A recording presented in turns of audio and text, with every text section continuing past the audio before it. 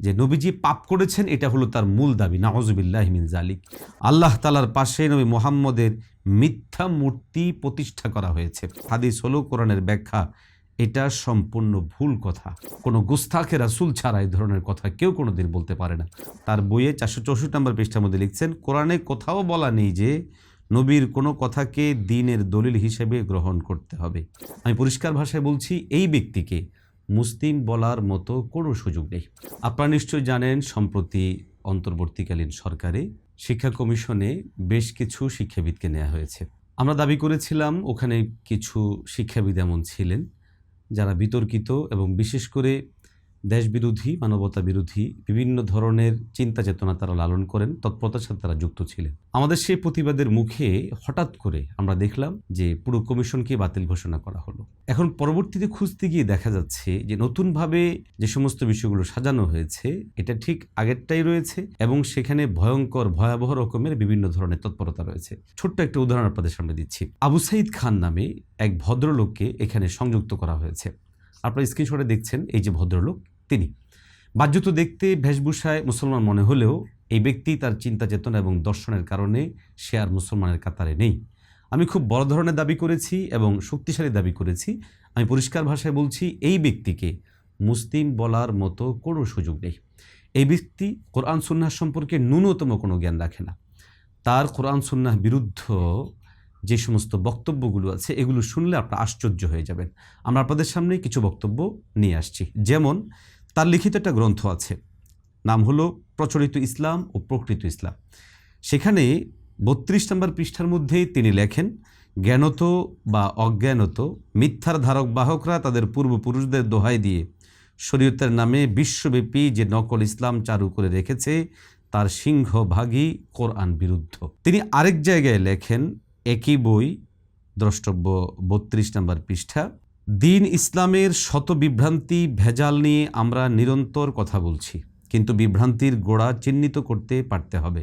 শেষ নবীর নামে সর্বশ্রেষ্ঠত্ব তত্ত্ব নামে উদ্ভাবিত সবচেয়ে ভয়াবহতম কিন্তু অতি জনপ্রিয় মিথ্যা বচন, এই মিথ্যাকে পুঁজি করেই প্রায় যাবতীয় ধর্মভিত্তিক ব্যবসাগুলো পরিচালিত হয়।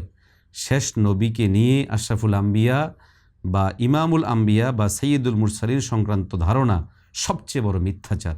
ইসলামের নামে এই যাবৎকালে যত যত মিথ্যা উদ্ভাবন করা হয়েছে তার মধ্যে বলা যায় এটি হচ্ছে সকল মিথ্যার মা।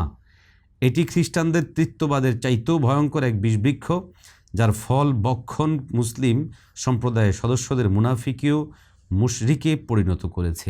পৃষ্ঠা নাম্বার 32-এ তিনি কথা বলেছেন। প্রিয় দর্শক, এটা কতটুকু ভয়ঙ্কর ভয়াবহ কথা এবং রাসূলুল্লাহ সাল্লাল্লাহু আলাইহি ওয়াসাল্লামের ইজ্জতের ব্যাপারে কোনো গুস্তাখে রাসূল ছাড়া এই ধরনের কথা কেউ কোনোদিন বলতে পারে না। অতএব এই ব্যক্তি কখনো আমাদের এই দেশের জন্য প্রণীত যে শিক্ষা সিলেবাস এখানে সে কখনোই থাকতে পারে না। এরপরে দেখুন, সে ইসলামী বিদ্যাপীঠ সম্পর্কে কত ভয়ঙ্কর কথা বলে। তার লিখিত বই প্রচলিত ইসলাম ও প্রকৃত ইসলামের 54 নম্বর পৃষ্ঠার মধ্যে সে লেখে, ইসলামী বিদ্যাপীঠ নামে যা কিছু আছে তা প্রকারান্তরে অসার কথামালা সংরক্ষণ, লালন পালন আর উৎপাদনের কারখানা। সদকা ফিতরা মান্যতের অর্থ করি ফতুয়া প্রদান এবং দিনকে কত প্রকারের দুনিয়া বাণিজ্যে রূপান্তরিত করা যায় সেদিকেই তাদের আগ্রহ অত্যধিক। যদিও আল কোরআনের নগণ্য মূল্যে দিন কেনাবেচা করতে নিষেধ করা হয়েছে বহুবার। তিনি তার আরেক জায়গায় এই বইয়ের 65 নম্বর পৃষ্ঠার মধ্যে লেখেন, নবী মুহাম্মদের সর্বশ্রেষ্ঠ তত্ত্বের মাধ্যমে ইহুদি খ্রিস্টানদের মতোই একক আল্লাহর সাথে শরীক সাব্যস্ত করা হয়েছে। আল্লাহ তাআলার পাশে নবী মুহাম্মদের মিথ্যা মূর্তি প্রতিষ্ঠা করা হয়েছে। তিনি তার বইয়ের আরেকটা জায়গার মধ্যে লেখেন, পৃষ্ঠা নাম্বার 145 এবং পৃষ্ঠা নাম্বার 148, যে নবীজি পাপ করেছেন এটা হলো তার মূল দাবি, নাউযুবিল্লাহি মিন যালিক।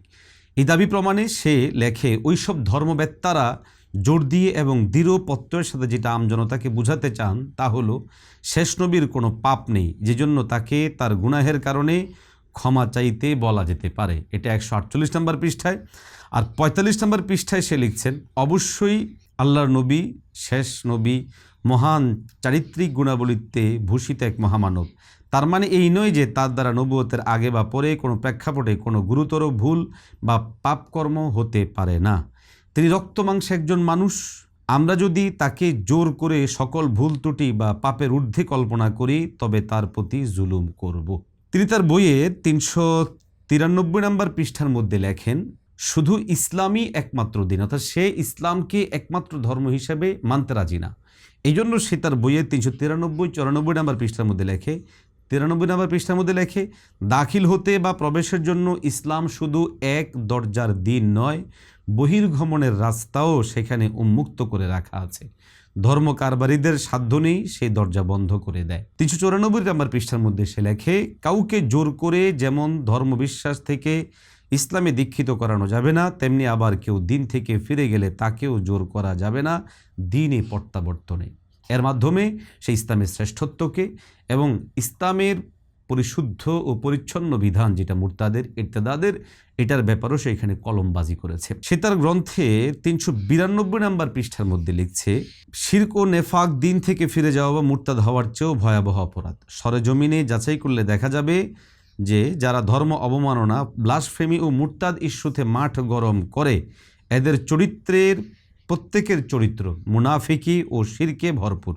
তিনি তার বইয়ে ভয়ঙ্কর যে তথ্যটা আরও দাবি করেছেন, যেটা 424 এবং আরেকটা তথ্য 464 নম্বর পৃষ্ঠার মধ্যে এনেছে, কোরআন ব্যাখ্যাকারী হিসেবে সে রাসূলুল্লাহ সাল্লাল্লাহু আলাইহি সাল্লামকে মানতে নারাজ। সে লেখে, মুসলিম সমাজে অতি প্রচলিত একটা বদ্ধমূল বিশ্বাস হলো আল্লাহর নাজিলকৃত বাণীর ব্যাখ্যাকারী নবী নিজে। কোরআন এই দাবিকে মোটেই সমর্থন করে না। একইভাবে সে আরও লেখে, হাদিসের প্রসঙ্গ যে কারণে আমাদের মাথায় আসে তা হলো প্রথমে আমাদের মগজে ঢুকিয়ে দেওয়া হয়েছে যে হাদিস হলো কোরআনের ব্যাখ্যা। এটা সম্পূর্ণ ভুল কথা। তিনি আরও লেখেন, কোরআনে কোথাও বলা নেই, তার বইয়ে 464 নম্বর পৃষ্ঠার মধ্যে লিখছেন, কোরআনে কোথাও বলা নেই যে নবীর কোনো কথাকে দ্বীনের দলিল হিসেবে গ্রহণ করতে হবে। প্রিয় দর্শক, এতগুলো কোরআন বিরুদ্ধ, দ্বীন বিরুদ্ধ, ইসলাম বিরুদ্ধ বক্তব্য যেই লোক দিতে পারে, সবচেয়ে ভয়াবহ ভয়ঙ্কর কথা হলো যেই লোক রাসূলুল্লাহ সাল্লাল্লাহু আলাইহি ওয়াসাল্লামের ব্যাপারে, নবীজির ইজ্জত ওয়াকারের ব্যাপারে, আহলুস সুন্নাহ ওয়াল জামার শতসিদ্ধ প্রমাণিত আকীদা বিশ্বাসের ব্যাপারে এই ধরনের উদ্ভট ফালতু কথাবার্তা বলতে পারে, এই লোক কখনোই আমাদের শিক্ষা কারিকুলাম প্রণয়ন কমিটিতে থাকতে পারে না। আমাদের পরিষ্কার বক্তব্য ঘোষণা থাকবে, আমাদের ভাইয়েরা, আমরা সেদিন মাঠে নেমেছিলাম প্রেস ক্লাবে, এটা আমাদের সূচনা ছিল, শেষ না। আপনারা সেই দিন ভুলে যান যে আমাদের চোখের মধ্যে আপনারা ধুলো দিয়ে এদেশে নাস্তিক্যবাদকে আবার প্রতিষ্ঠা করবেন। ফেসিবাদ গেছে, সেকুলাররা গেছে, এখানে যদি আবার পুনরায় কোনো জিনিস প্রতিষ্ঠা করার চেষ্টা করা হয় তাহলে এই দেশের 90% মানুষের সন্তানদের রক্ত অর্জিত 2024-এর এই স্বাধীনতা বুলুণ্ঠিত হবে। 2024-এর এই স্বাধীনতা যদি বুলুণ্ঠিত হয় তাহলে এদেশে আবার স্বাধীনতার আওয়াজ উঠবে। আমরা আমাদের সন্তানদের জন্য এমন কোনো শিক্ষা ব্যবস্থা চাই না যে শিক্ষা ব্যবস্থা আমার সন্তানকে বেঈমান করবে, যে শিক্ষা ব্যবস্থা আমার সন্তানকে কোরআন শেখানো হবে না, যে শিক্ষা ব্যবস্থা আমার সন্তানের জন্য ন্যূনতম শরীয়তের জ্ঞান থাকবে না। অতএব আমাদের আহ্বান, আমাদের প্রত্যাশার জায়গা হলো আপনারা যেই শিক্ষা কমিশন করছেন এখানে বিজ্ঞ আলেমদেরকে অনুপ্রবেশ করান। আলেমদেরকে এখানে প্রবেশ করাতে অসুবিধা কি? আলিয়া মাদ্রাসায় আছে, বিভিন্ন ইসলামিক ইউনিভার্সিটিগুলোতে আছে, ঢাকা ইউনিভার্সিটিতে আছে, বিভিন্ন জায়গার মধ্যে শিক্ষাবিদই তো প্রয়োজন। সেখানে শিক্ষাবিদ এই কয়েকজন ছাড়া আপনারা কাউকে পাচ্ছেন না। বারবার কেন আপনাদেরকে বিতর্কিত শিক্ষাবিদদেরকে নিতে হচ্ছে? আপনারা যদি মনে করেন যে আপনারা আমাদের মাথায় লবণ রেখে আপনারা কিছু খাবেন, তাহলে আপনারা ভুল করবেন। আপনারা সোজা পথে হাঁটুন, এটা আপনাদের জন্য কল্যাণকর, আমাদের জন্য কল্যাণকর। আপনাদেরকে আল্লাহ সহি বুঝ দান করেন। দেশবাসীর প্রতি আমাদের আহ্বান থাকবে, পাহারা দিন। দেশের স্বাধীনতা ছিনতাই করার জন্য কতিপয় বামেরা, কতিপয় সেকুলারেরা খোলস পাল্টে আবার তারা বিভিন্ন জায়গায় প্রতিষ্ঠিত হওয়ার চেষ্টা করছে। আমরা এই সুযোগ দিব না ইনশাআল্লাহ। আসসালামু আলাইকুম রহমতুল্লাহ।